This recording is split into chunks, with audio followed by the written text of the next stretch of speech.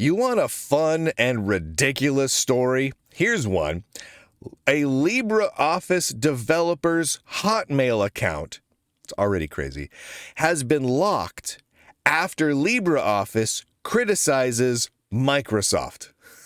This is a very real thing that just happened, and it's utterly ridiculous. Okay, I'm gonna just go through this for you so you have all the details. Mike Kaginski, a LibreOffice developer who works for Collabora, has had his Microsoft-hosted email account, Hotmail, which he uses for open source development, locked for activity that violates our Microsoft Services Agreement, end quote. A few quick things. Before we continue, a LibreOffice developer not only has a Hotmail account, but uses his Hotmail account for development purposes on LibreOffice. I love it. I love it. I don't know anyone who still uses their Hotmail account now in 2025, right? Like I was talking with a guy the other day who has his Yahoo Mail account, right? A Yahoo Mail account. And I hadn't seen one of those in so very long. And I'm like, wow, you have a Yahoo account? And he's like, I know. Everyone makes fun of me for it. Hotmail is kind of the same way, right? I worked at Microsoft. I mean, it's been a long time. I haven't worked at Microsoft for like a quarter of a century, but still, I worked at Microsoft and I don't have a Hotmail account. I think at one point I did have a Hotmail account. Like I signed up for one. I don't think I ever used it as my primary email for anything. And I don't think I've logged into it again for probably a quarter of a century-ish.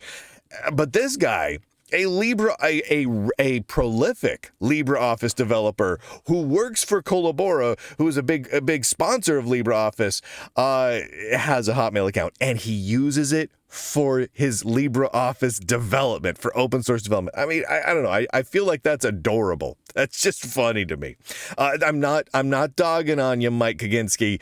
Use your Hotmail account. Go grab a Yahoo one too while you're at it. I just think it's funny. Here's a screenshot of the message he got.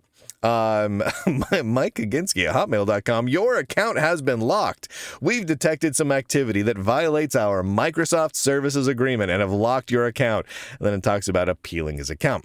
So Kaginski discovered this when attempting to send an email to the LibreOffice development email mailing list, which is hosted by Free Desktop.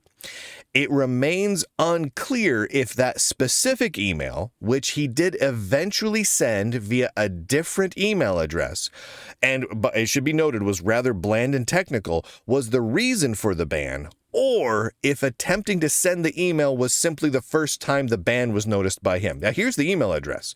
It's literally talking about using Cygwin 64 and talking about some specific patches. Here's some patches in LibreOffice and Debian, and blah, blah, blah, blah, blah. It's a really bland developer-specific. Like, there's just nothing in there that you could possibly say, oh my gosh, that's just so offensive. There's a term of service issue with it. Like, it's not, there's no swearing, there's no linking to malware, there's nothing in there, right? Now, coincidentally, this all happened just days after LibreOffice officially accused Microsoft of engaging in a lock-in strategy by creating artificially complex XML-based Office documents. That's a very real thing. This happened just, was it 10 days before this instance of this Hotmail locking? LibreOffice kind of went to war against Microsoft for their lock-in strategy of Office documents. Now, are the two events related? It's hard to say with any certainty, right? It really is. But to make matters worse, Kaginski has had no success in getting Microsoft to lift his locked email account, right? To give him access to it again. And with the company Microsoft has been making him jump through numerous impossible hoops, such as, and I'm sure some of you have seen this sort of thing before, requiring him to sign in to submit an appeal for his account being locked, but not allowing him to sign in because his account is locked. You got that?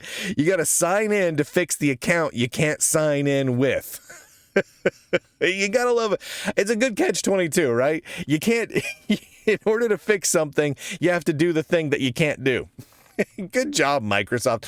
I mean, seriously, Microsoft's UI designers and PR PR people and all the Q&A folks, all the software testers at Microsoft, did you never go through this process even one time and think this is the stupidest thing we've ever created? Good job. Now, the Lunduke Journal, because this is tech journalism, let's do our journalism thing.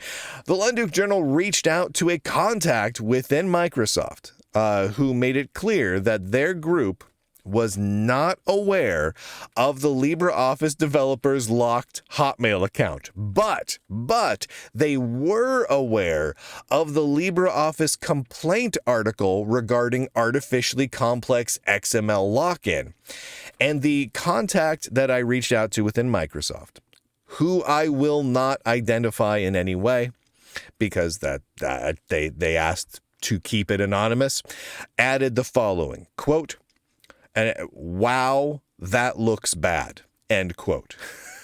Specifically referring to all of this happening at once. All right, I'm just going to give you a little bit of my analysis on this. The odds of locking a LibreOffice developer's email account being an official Microsoft corporate decision seems highly unlikely. Microsoft as a company makes a lot of bad decisions, but this would just be too stupid for words. It would be a massive PR blunder. But that said, could a single employee feeling all grumpy have done it on an impulse, right? As some sort of revenge for LibreOffice's harsh words about Microsoft? Sure, that seems entirely plausible. Probably. Though it's also entirely plausible that some poorly designed AI-driven naughty activity detection bot flagged his account in completely unrelated reasons, right? Or perhaps the developer was reported by some random open source hooligan who likes to cause chaos. There's a lot of those, right? All of those things seem entirely plausible. Regardless, no matter what it actually turns out to be the case, the fact that Microsoft requires people to log in on accounts which cannot log in order to file an appeal about not being able to log in is incredibly amusing and is very, very typical Microsoft. Just, there you go. Fun story for this random Sunday. Thank you to the Lunduke Journal subscribers who make all the work of the Lunduke Journal possible. Head on over to lunduke.com, the best single page, single image, no JavaScript website on the entire internet. It's just a bunch of links of all the different places that you can read and listen and watch and interact with the Lunduke Journal and where you can support the work that I do. And thank you to everyone who does. And with that, ladies and gentlemen, boys and girls, nerds and nerdettes, across this wide and glorious inner tube of ours, I do declare, end broadcast.